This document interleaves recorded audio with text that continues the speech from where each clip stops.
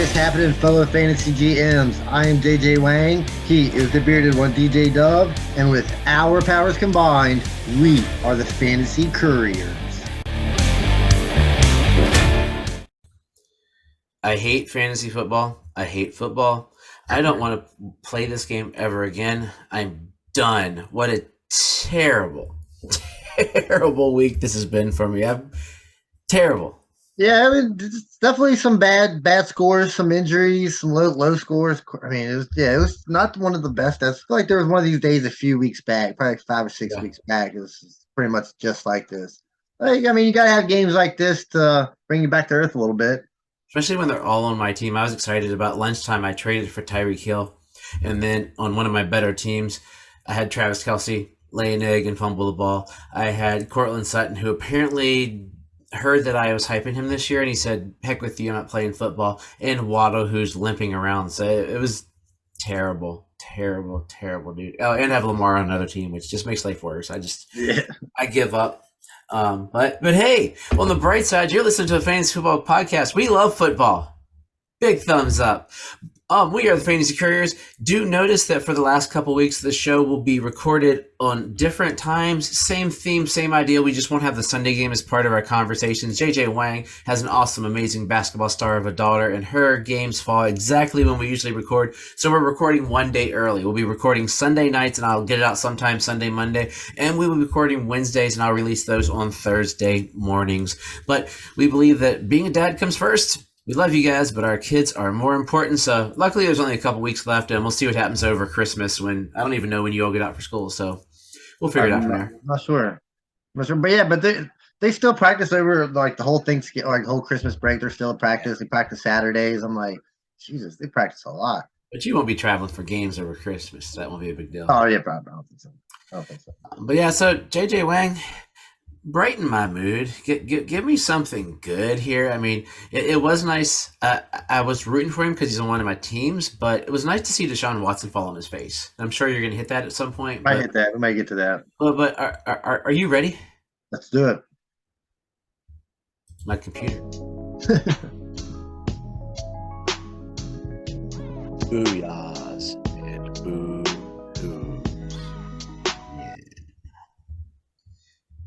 That beat made me think of Cypress Hill, who were highlighted on the Seahawks game. Oh yeah, I remember Cypress Hill. They had a couple songs. It really wasn't my favorite band. It wasn't. I saw them in concert. It was okay. Not really my thing. Cypress Hill guy. But yeah, all right. So I'll start with everybody, make everybody happy. I mean, I'm sure if you had, we'll go with the whole team here, or at least the three main threats, and that's the Philadelphia Eagles and Jalen Hurts, AJ Brown and Devonta Smith. All three of them just killing it. This pretty much puts Hurts in the driver's seat for MVP, right? Yeah, it should. I mean, he's killing it. You can't. And I wish I had drafted him more places. I think I mentioned. I'm sure everybody does. Well, only because I mentioned to you that when he came out that year, he was my favorite quarterback. I don't know what there was I loved about Jalen Hurts. I just never picked him up because I was like, dude, the Eagles like Carson Wentz. They've got rid of all the guys that played better than Carson Wentz and kept him. So I was like, he just got doomed and buried. I'll get him in a couple of years. But I guess I was right and wrong all at the same time because he is killing it. And I was a little scared. Did you see AJ Brown went down and came up limping at one point? Yeah, I did see that. Oh, no. I know he had that one touchdown catch where Hurts just dropped it right in between like two guys, and AJ Brown catches it. Yeah, that guy's way better than I thought he was going to be. But kudos to those. They're flying high at the moment. Offense looks great. Running game, well, the running backs look pretty dreadful. Miles Sanders had like 24 yards. I think he had a touchdown, but yeah, that's pretty bad. We'll go over two undrafted rookie running backs that got like a good role right now. That's Isaiah Pacheco and Zonovan Knight. So booyahs to both these guys. Zonovan Knight is actually the second week in a row with over 100 yards from scrimmage. I thought he was going to get that touchdown there at the end, but for some reason they decided to throw it twice from the 1 yard line when he's running pretty hard. And Pacheco is looking good in that offense. He looks more viable option than CEH did at any point when he was playing there. Hey, we got some professional learned today that we don't call him Zonovan Knight. His name is Bam. Bam. I learned some nicknames today. You got Bam, and then we got Snoop, who we might talk about later on. Maybe we'll see if he pops up in there. You got anything on Snoop? No, I do not. Snoop is Huntley from from the Ravens, by the way, guys. But yeah, Bam. My brother typed, "Should I start Bam? Like, who in the world is that?" He went to NC. My brother went to NC State for his master's, or his doctorate rather. But yeah, dude. And you know what's interesting? The Jets. Ty Johnson had decent fantasy points. I had to start him today. That's how bad life was in our running back room because I had Mixon in a light running back room, and he still got decent in PPR leagues. Pacheco looks like he's not going to be a Christian McCaffrey, but he's gonna be that. He's gonna be your solid, like, hey, a high ranking RB2 going forward. And on that offense, I don't think there ever will be an RB1 kind of player because they're just so much spread out. It's kind of like the Brady Patriots per se, as close as I can think of. I mean, they had the 1 year of Corey Dillon, but Brady didn't do it's gonna be spread out, but he'll still be consistent enough because he's getting the touches, and as long as they keep the faith in him.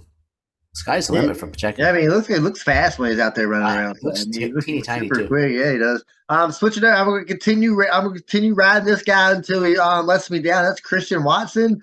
Another two, Just another two running. touch, another 2 touchdowns a day. This guy is absolutely killing it. I don't think Aaron Rodgers can complain about not having a receiver anymore. I mean, this guy's running the ball. He's catching the ball. Got 8 touchdowns over the last like 4 games. Just guys on fire right now. I think postseason, I wanted an episode called the Apologies episode, where there's guys that we have to apologize and guys that have to apologize to us. Christian Watson, you're the first guy I need to apologize to. I think neither of us were super high on Watson coming in. We're like, fell in. Aaron Rodgers is going to hate him. Nothing's going to happen. But dude, he's killing it. And then he runs for 40 yards. I'm sure the Jones and Dillon owners were excited about that to see him do that. But good luck to you next year with Jordan Love, though. So if you have Christian Watson, now you got to figure out whether you're rolling 7, 11, or snake eyes.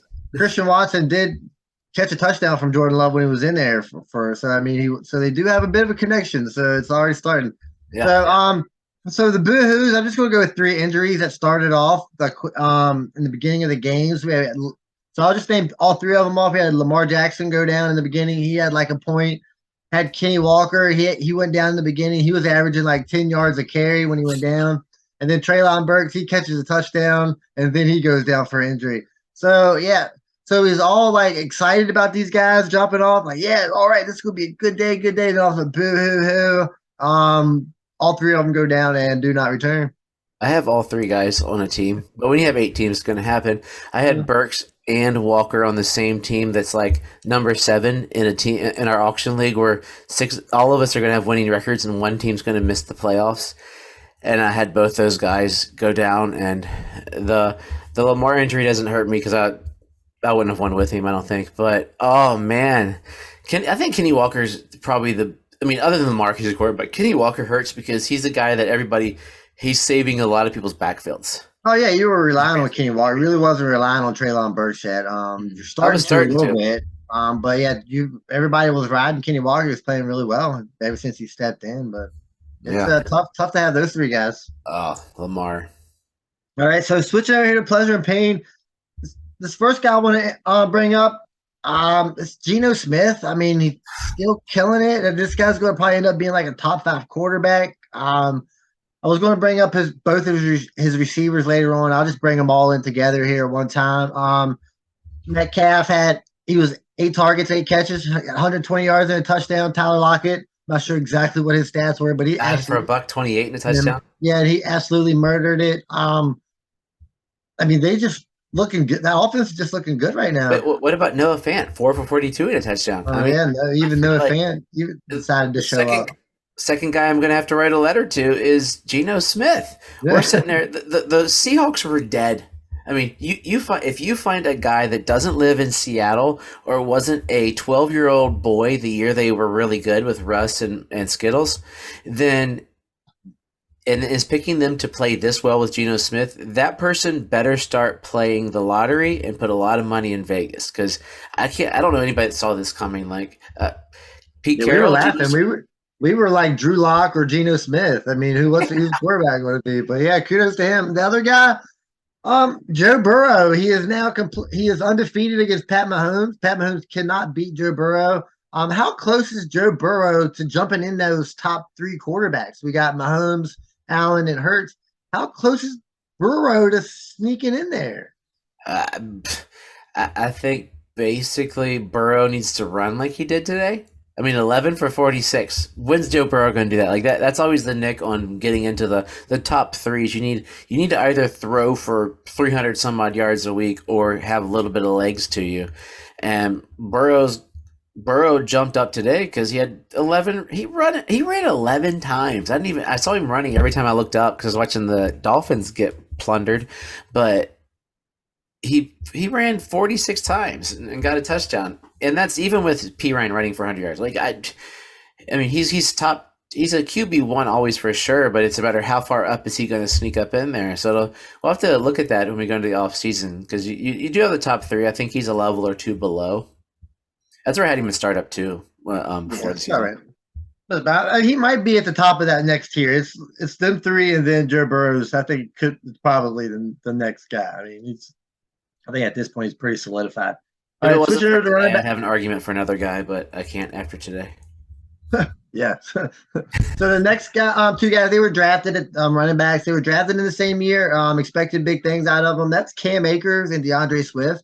DeAndre Swift actually had a decent game, right? Finally waiting for him to break out on 20 points. And then Cam Akers, randomly out of the blue, just suddenly decides to have a good game as well with 18, 20 points, however you decided to go on to that. But, of course, you're going to start Swift. Does this give you any confidence in Akers at all, maybe? I have a lot of Cam Akers shares. I have zero Swift. I never had faith in Swift. He's a Lions running back. You know how many Lions running backs I've had over the years? Like, other than Jamal Williams, every Lions running back I've had has been terrible. Swift I've never had. Cam Akers was a guy I loved coming in, and then whatever happened, he got injured, obviously, and then the wheels fell off the bus. He ticked off McVay. They got rid of Henderson, which says, hey, we like him, maybe, and they're not letting Kyron Williams run. So I am very excited because I need Cam Akers to do good and to see this. And he looks really cut, too. And they're all strong, but that's what I'm scoring. I was like, that dude's cut. I mean, I'm pretty sure everybody could use a running back to show up at this point in the season that they weren't expecting to show up. I mean, could he be a league winner? If Cam Akers suddenly comes out and putting up 15, 18 points a game, I mean, that's huge right there. Switching over to running backs, this is the guy that we were talking about before the week. We was kind of decide where to place him. That's Terry McLaurin. 100 yards and a touchdown. Like I think we said at the beginning, Heineke seems to like McLaurin. He's playing much, much better with Heineke than he did with Wentz. I think this is kind of what we can expect from McLaurin the rest of the way, I think. I mean, all the Washington receivers had a decent day. I mean, when your number 3 receiver gets 50 yards on 5 catches, it's still spread out 8, 6, 5. That's just a decent for Heineke, if not for the couple of ugly fumbles. Ugly. What would you say? They're probably close to Sanchez, Darnold type fumbles. But yeah, I mean, the only thing that would have made his day sweeter is if they hadn't kissed their sister. But it is what it is. Yeah, I mean, of course, another tie. Of course, those two would tie. They're battling for that playoff spot. And they managed to somehow tie each other. They got to play each other again in 2 weeks. So we'll see how that goes.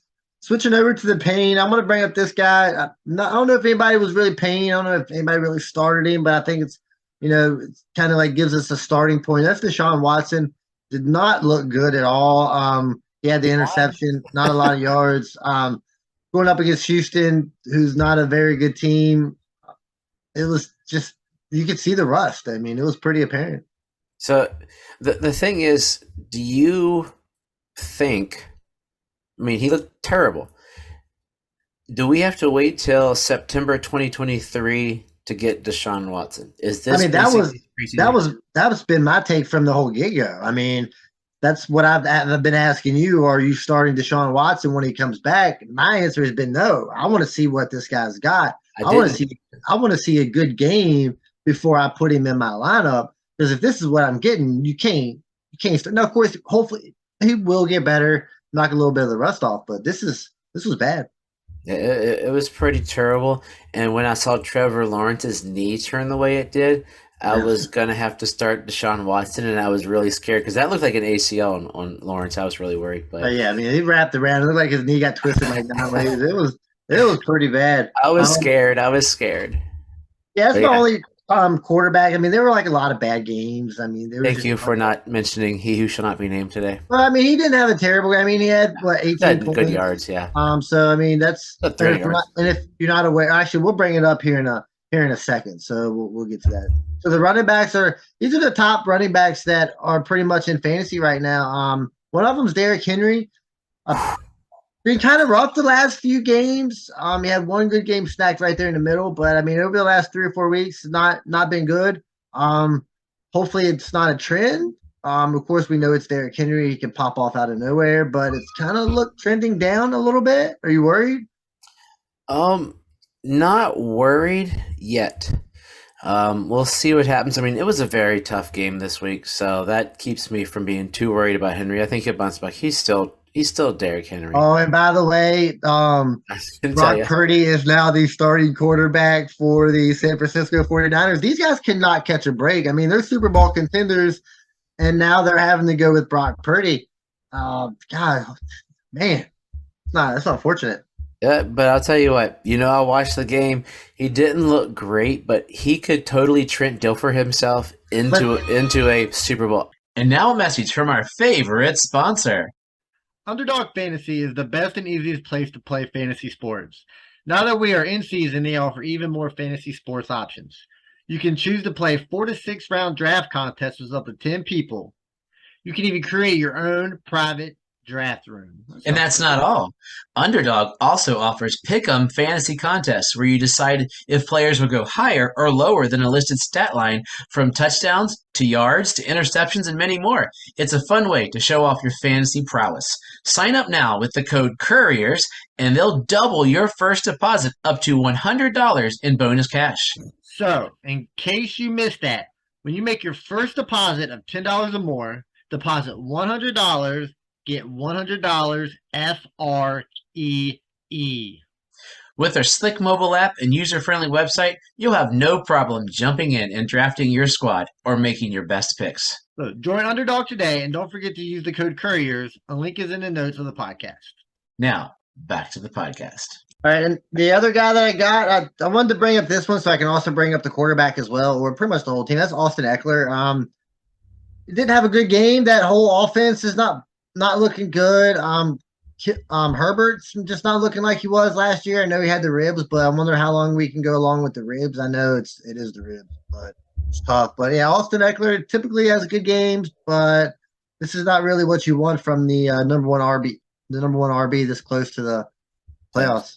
Yeah, I mean, it's funny how good Herbert is that he throws for 335 and a touch, and we're like, your game wasn't great because his fantasy, like, I had him on a fantasy team that just pooped the bed. Not good. 335 is okay, but not what you're expecting of. He's probably in the argument with Burrow, right? Those are like 6 and 7. Yeah, I mean, That's where I would put I'm not looking for 14 points from Justin Herbert. I'm looking for 20 at the least, right? Mm-hmm. I know I can't get 20 every game, but I'm looking for 20 as my floor.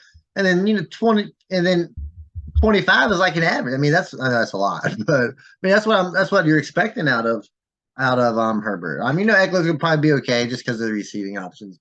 And on another note, with the Rams, what Stafford's injury is, it's a spinal cord contusion. I don't even know what that means, but wow, anything with the spinal cord, can't be good. Right? It's not out of me, yeah. But I mean, that was the guy playing with a broken back not too long ago. So We'll see how that goes.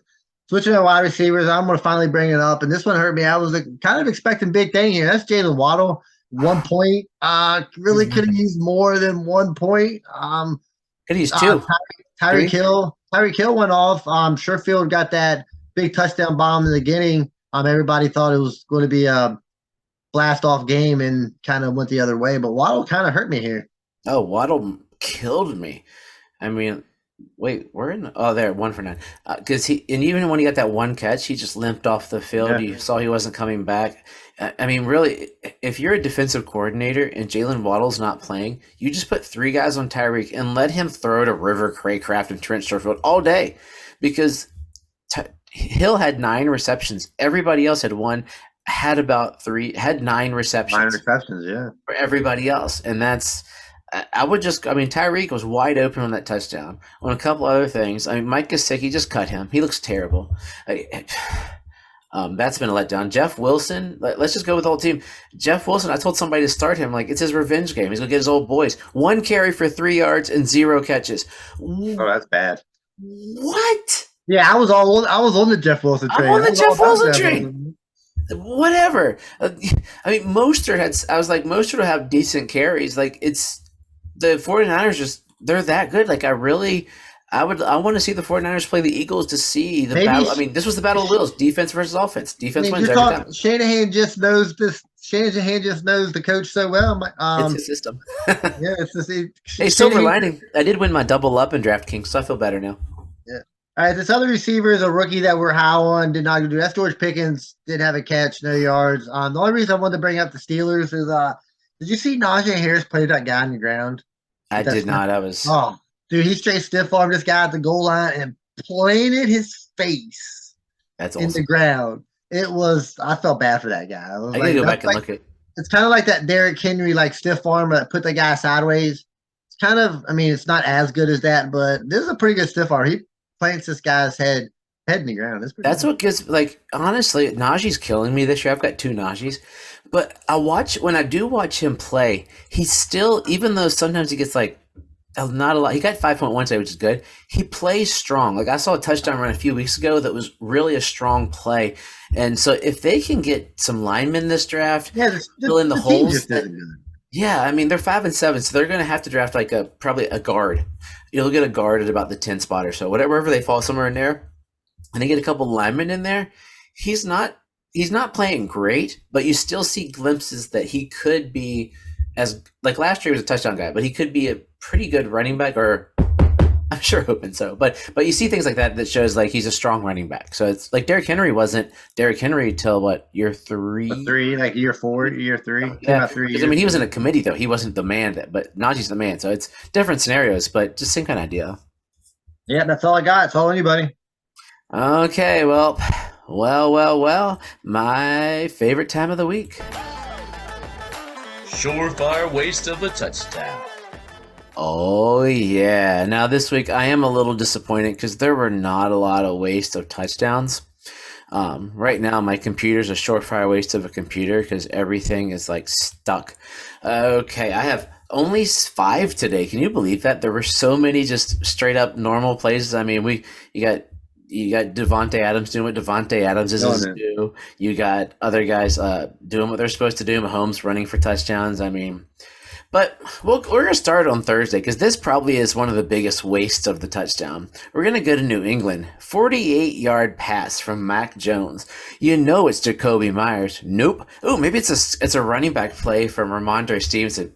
Nah. How about cornerback Marcus Jones, the 48-yard touchdown pass from Mac Jones? What? That's for sure. Surefire waste of a touchdown. That guy might be his only touchdown he ever gets. Yeah, they were talking him up as is he going to end up being a gadget kind of guy? Kind of Troy Brown has played cornerback for the Patriots, and he was a receiver. Belichick does weird, crazy things. So desperate times call for desperate measures.